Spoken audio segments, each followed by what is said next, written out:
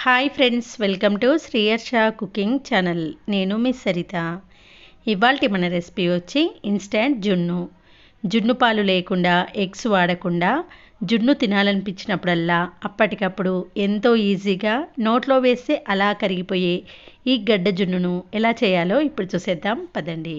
Instant జున్ను చేయడం కోసం ముందుగా ఒక బౌల్లోకి 1/2 లీటర్ వరకు చిక్కటి పాలను తీసుకోండి. ఇక్కడ పాలు గేదె పాలైనా పర్వాలేదు, ప్యాకెట్ పాలనైనా తీసుకోవచ్చు. తర్వాత దీంట్లోకి 1 కప్పు వరకు తురిమిన బెల్లాన్ని వేసుకోండి. బెల్లము గ్రామ్ వైజ్గా చెప్పాలంటే 150 గ్రామ్స్ వరకు తీసుకుంటున్నాను. ఈ స్వీట్ అనేది కరెక్ట్గా సరిపోతుంది. బెల్లం పూర్తిగా పాలల్లో కలిసేలా కలుపుతూ ఉండాలి. బెల్లం పూర్తిగా కరిగిపోయిన తర్వాతనే ఇన్స్టెంట్ జున్ను పౌడర్ను వేసుకోవాలి. ఇక్కడ నేను కామధేను 100 గ్రామ్స్ పౌడర్ తీసుకుంటున్నాను. ప్రతి ఒక్క సూపర్ మార్కెట్లో, అమెజాన్లో అవైలబుల్లో ఉంది. జస్ట్ 70 రూపీస్ మాత్రమేనండి. 1/2 లీటర్ పాలకి 100 గ్రాముల కామధేను జున్ను పౌడర్ పూర్తిగా వేసుకోవాలి.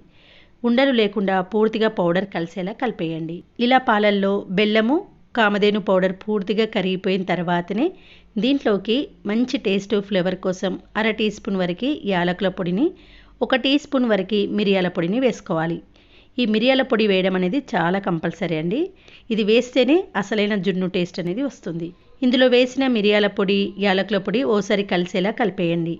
ఇప్పుడు ఈ మిశ్రమాన్ని స్టీల్ గిన్నెలోకి కానీ, ఇలా కేక్ మౌల్లోకి కానీ వేసుకోండి. ఏ గిన్నె తీసుకున్నా పర్వాలేదు, కానీ పాలు మాత్రం పై వరకు రాకుండా కొంచెం హెల్తీగా ఉండేటట్టు చూసుకోవాలి.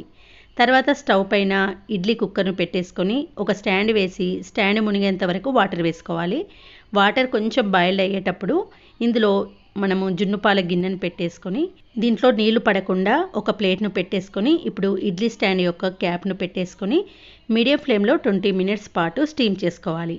20 మినిట్స్ తర్వాత మూత తీసి దాని లోపల ఉన్న ప్లేట్ను కూడా తీసి నైఫ్తో ఓసారి చెక్ చేయండి. పాలు ఏమాత్రం నైఫ్కి అతుక్కోలేదంటే పర్ఫెక్ట్గా స్టీమ్ అయినట్టే. ఇప్పుడు స్టవ్ ఆఫ్ చేసి ఒక 10 మినిట్స్ అలా వదిలేసేయండి. 10 మినిట్స్ తర్వాత చూడండి, పాత్రను బయటకు తీసి చల్లారిన తర్వాత ఇలా కొంచెం గిన్నెను షేక్ చేస్తే లూజ్గా అనిపిస్తుంది కదా. దీనిని 1 గంట నుంచి 2 గంటల పాటు ఫ్రిడ్జ్లో పెట్టి ఆ తర్వాత బయటకు తీయాలి. చూడండి, నేనైతే ఇక్కడ 2 అవర్స్ పాటు ఫ్రిడ్జ్లో పెట్టి బయటకు తీసి చూపిస్తున్నాను.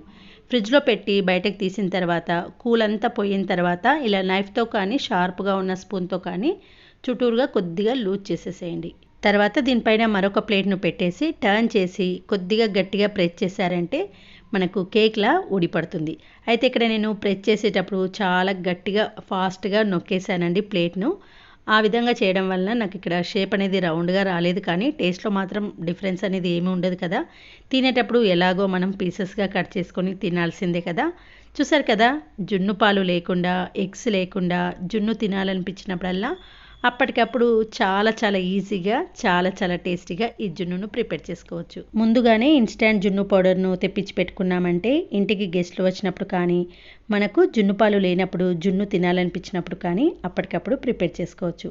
అన్నట్టు మన ఛానల్లో రియల్ జున్ను అంటే గేదె జున్ను పాలతో చేసిన జున్ను కూడా ఉందండి. వీలైతే డిస్క్రిప్షన్లో లింక్ ఇస్తాను, ఓసారి చెక్ చేయండి. మరొక మంచి వీడియోతో మళ్ళీ కలుద్దాం.